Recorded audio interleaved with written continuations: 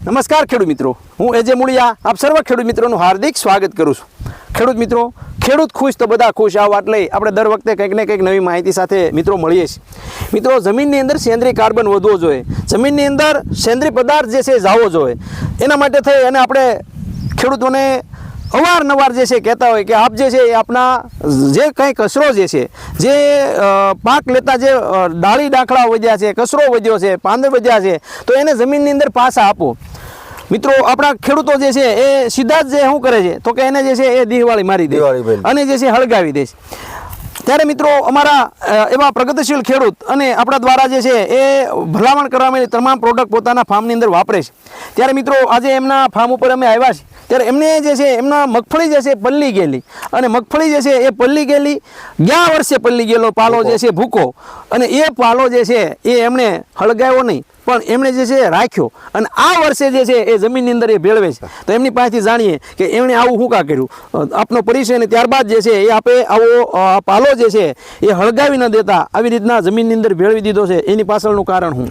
મારું નામ લાલજીભાઈ મનુભાઈ પાનસુરિયા, ગામ ઢોળવા, તાલુકો ભેસાણ, જિલ્લો જુનાગઢ. Mobile number 99,797,3864. આ પાલો મેં ગયા વર્ષે મગફળી પલરી ગઈ હતી, એ ભૂકો મેં ચોમાસામાં એમને હેળવા રાખ્યો હતો.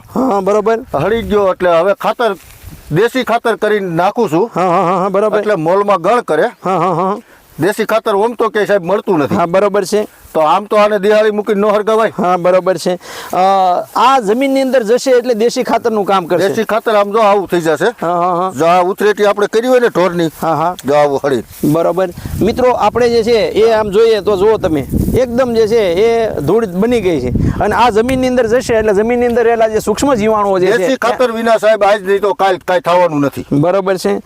મિત્રો, આ દેશી ખાતર જે છે એ નો વિકલ્પ એ આવા ભૂકો જે છે તમે હળગાવી દો છો, એની સરખામણીમાં જો આવી રીતના જમીનની અંદર જે છે એક વર્ષ પડ્યું દેવા હળી જાય, પલરવા દઈએ. બરોબર. તો મિત્રો, આપે પણ જે છે એ આપણા પાકની અંદર આવી રીતના ઉપયોગ કરી શકો છો. મિત્રો, આ સિવાય જે છે આના માટે આપણા દ્વારા ભલામણ કરવામાં આવેલી સાહેબ કોઈ દી ખારીયું શીણાનું વેચતો નથી. હા, બરાબર. એ તો આમ ઢગલો કરીને હું મૂકી દઉં છું. હા, બરાબર. ચોમાસામાં કોરું ઢોર હેઠે કરવું એટલું કરવાનું, બાકી હળી જાય એટલે પછી ઉથરેટી કરી નાખવાની. બરાબર. જમીનની અંદર જશે તો જમીનની અંદર પોષક તત્વો વધશે તો ફાલ જે છે આની અંદર આવશે.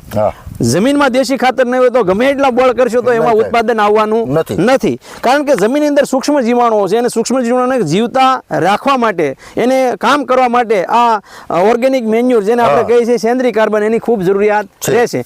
આપ જ્યારે ખાતરની ખાડ તમારી પાસે છે તો ખાતરની ખાડને પણ હેડવા માટે મિત્રો તમારી પાસે જે છે એ 2 ટન જો કચરો પડ્યો છે તો આ ટનને